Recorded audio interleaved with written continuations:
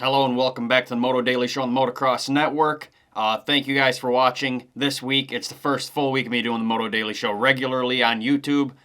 So again, leave your thoughts and comments down in the section down below. I want to hear your guys' thoughts on this. So anyway, let's get into today's news. Again, it's a little bit of a shorter video. There's not many mainstream news stories, but I'm going to give you the top three again today. We're going to start with Honda HRC. The United States side of things. They have a new look for 2024. I figured I'd show you guys that. They debuted that last night. Then we're going to look at something on the World Supercross stage, and that is Jace Owen, his injury and update after that huge crash in Melbourne Supercross. So that was a pretty bad deal. He finally gave us an update after over a week and a half now, I think. So then we're going to end it today with Isak Gifting securing a 2024 deal. Before we get into all that, you all know by now, this video is sponsored by Moto Sups. Moto Sups is a premium motocross supplement company with the sole focus of motocross and the training that comes with it. One of my favorite products is their Danger Zone Greens Mix. I hardly eat any greens myself, so implementing this into my daily supplement ritual really helped my health. It has over 40 fruits, veggies, and greens mixed into one powder, so mix that into your protein powder or whatever shake you drink in the morning. Go give it a try. Use code TMN20 for 20% off site-wide on motosups.co. Link is in the description if you don't want to go look it up. All right, so Honda HRC, over the past, I'd say, 5-6 years, they've been my favorite team in the paddock. I say paddock like they do in Europe. Anyway, whatever. In the pits, paddock, whichever you want to call it. Their bikes always look just simple design, perfect, clean, not over the top with the designs. I've always loved the simple Honda HRC look, and that's why I bought a factory edition Honda myself, or works edition, whatever they call it. But it's always clean, simple design, just good looking. It's not over the top like a lot of other brands do, so I've always loved it. Well, they got a new look, and I don't know how I feel about it. Overall, the new design on the shrouds especially, I'm pretty torn on. I'll throw up the video clips of the new designs on screen right now. I gotta say, I like the old look better. I have a 2022 Works Edition, and I love that. That's like the perfect year in my opinion. But this one's very different this year. Maybe it'll grow on me, but I think they kind of destroyed the look. I don't know. We'll have to see as the year goes on if I begin to like it, but you can see how it used to have the old Honda CRF written small and blue font on top of the shroud. Now it's in a bold font all the way down the shroud. I really don't like that. And now they have new number fonts. The Lawrence ones are the same, but they kind of go from 1 to 10. So the Lawrence fonts, like I said, are the same as they had this year, and I love them. They're unique, and they fit with their personalities, so the Lawrence's fonts are good. Now, Chance Hymas, his font's a little different for sure. I'm 50-50 on it. I think it kind of looks all right, but on the other hand, it looks kind of like the old MX versus ATV or old MXGP video games. If you remember playing like MXGP 1, 2, and 3, the fonts they had were horrible in that game. So I feel like it's kind of similar to that in a sense. Now, Joe Shimoda's, on the other hand, is absolutely horrible in my opinion. I really don't like that font at all. It takes up the entire number plate, and it's cartoony. I really don't like it. It doesn't fit the bike or the rest of the team or the rest of the riders on the field, that's for sure. So I don't like it. For a font on a number, I usually like the classic racing, like italicized number. Just a simple design, italicized, so it kind of makes it look fast on the graphics. But yeah, Joe's is really bad. Let me know what you guys think on that. I got another picture here I'll throw up so you can see the back side of the design. Here's a look of Jet from the back angle. Let me know what you guys think of this new HRC look. I'm really torn on it. I don't know how I feel. It's different, that's for sure. I don't know if it's going to grow on me or not, but let me know what you guys think of this all-new Honda HRC look. All right, on to Jace Owens and his injury update. Owens raced the FIM World Supercross Series for Team GSM Daffy Michelin Yamaha. That's a French Supercross team, I think.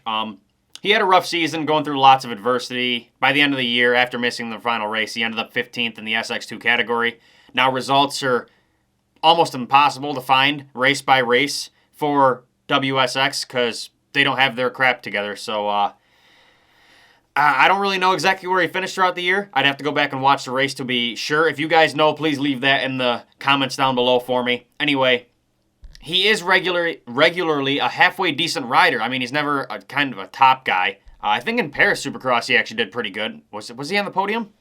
So no, he did do good at Paris Supercross, especially on the second day. But overall, between the 2 days, he finished 4th overall. So Owen still does. He's a very good rider anyway. But what we're going to look at today is his insane crash in Melbourne World Supercross and his injury update that was released last night. It's been a while since this crash happened, and he finally released an update, so that goes to show how bad this injury was. At the World Supercross finale, Owens had a big get-off in practice, and we haven't heard much since. He was stuck in Australia with really bad injuries, and again, wasn't up until last night we got a formal update from him. Now, before we get into the details of his injury, let's first look at the crash that led to these injuries. Here's that clip.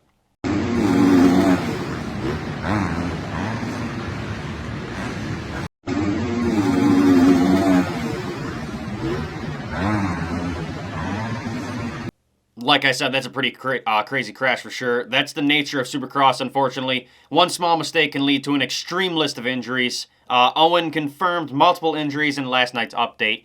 He claimed he was knocked out for about 5 minutes.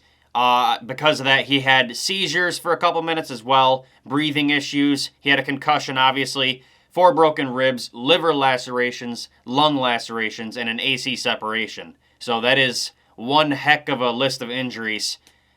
Honestly, in the video, like, he hits the ground hard, but it wasn't a ungodly crash. Like, we've seen some crazy, wild crashes throughout the years where usually guys don't get hurt that bad. But this one was kind of a simple, hit the ground really hard, but I think it was that blunt force that caused this many injuries. Anyway, Owen commented on this in his update, saying, quote, "A week from this past Friday in Melbourne, I crashed in practice and was knocked out for around 5 minutes, had tonic-clonic seizures for a couple of minutes, and a lot of breathing issues. I'm lucky to walk away with a concussion, 4 broken ribs, lacerations on my liver and lung, and a grade 2 AC joint separation. I'm still over here in Australia, but will hopefully be released to fly home next week." All I can say is, wow. Like, this is an insane amount of damage done from that crash. Honestly, he's lucky it wasn't worse considering how hard he must have hit his head. Head injuries are insane in this sport. They happen often, and if you hit it just right or after a certain amount of times, it can lead to some serious long-term damage. So hopefully nothing long-term for him. Obviously, it was bad. This might be one of the worst injuries I've seen in a while. I mean, I can't tell you the last time I've seen an injury list this long in a Supercross crash.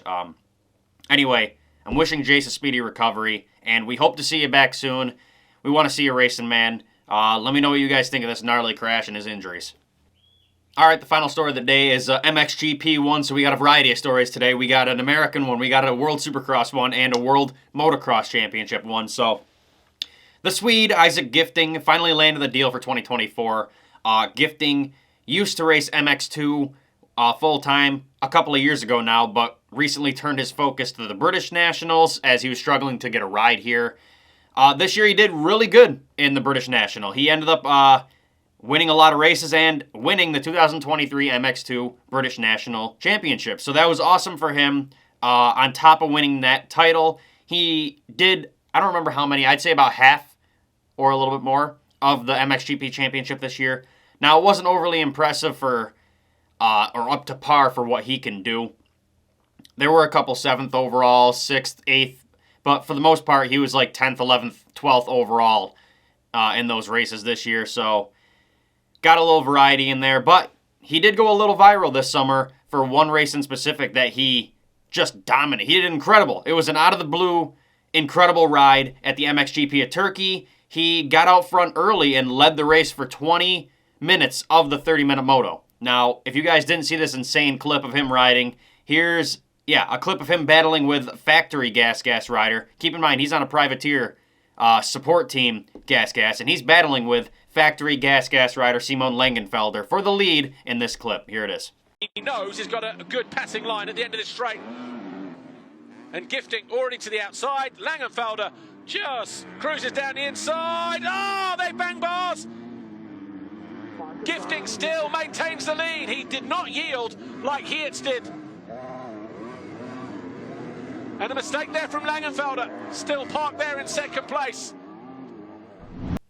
Now, unfortunately, he ended up falling back to 5th place after that and dropping out of the second moto due to extreme fatigue. He said, I don't remember the exact quote, but he was pretty much like, I was gassed from that first moto, and I got out to the second one, was already tired, so I'm not going to risk getting hurt, might as well pull out of the race. So that was smart on his part. I'd rather him just pull out of the race. I think he ended up getting 11th overall still with a 5 DNS or DNF, whichever it was in the second one. So that was smart on his part, but he showed his true colors in that race. I think he can be a race winning contender if he's on the right team.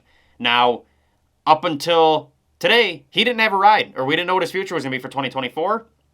But this morning, we got a press release from JK Racing Yamaha. They're a Yamaha support team based out of Italy, I think.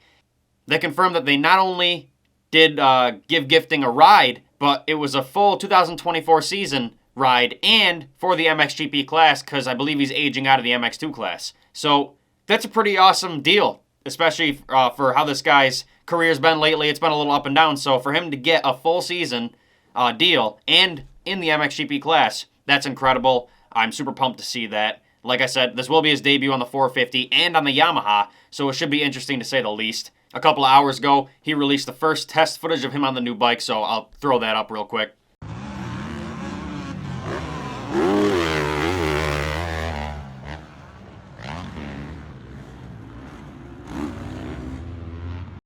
Now, he has yet to formally comment on this deal, and he didn't have a quote in the press release, but I'm sure he's stoked on it. I know he enjoys the British Nationals and winning over there, but it's probably his true love to race the World Championship and show his talent on the world stage. So I think I think he'll fare better there, even if the results differ from what he had this year. I mean, winning in a British National or finishing top 10 in a world race, I don't know which one you'd prefer, but I think I'd rather be a top 10 World Championship contender than a British champion. But that's just my opinion. I don't know exactly how he feels. Maybe I can get him on the show, the special guest segment we do sometime here. But anyway, what are your guys' thoughts on this deal? What do you think about HRC's new look? How about Jace Owen's insane crash and injuries? Let me know everything, or let me know how you guys feel about everything today. That's all the news I got. Again, go support motosubs.co. They're the sponsor for our channel, our website, for all of 2024, and I might actually be formally partnering with this company, getting involved in it. So this is something cool for me especially, but they provide incredible supplements. I'm waiting for my large order here soon. I should be getting that. I'll show you guys some of the products in a later video. Anyway, if you don't want to do that, go support the magazine I run. It's on the mxnetwork.com. Go click the link in the description. All of them, except the latest edition, are on sale for $1. So if you want to support what I do, that's the easiest way to do it. Anyway, thank you guys for watching today's video. If you're on audio, follow, leave a rating, whatever you do on there. If you're on YouTube, subscribe, comment, leave a like on the video. It all helps. Thank you guys for watching, and I'll see you guys in the next Moto News Update.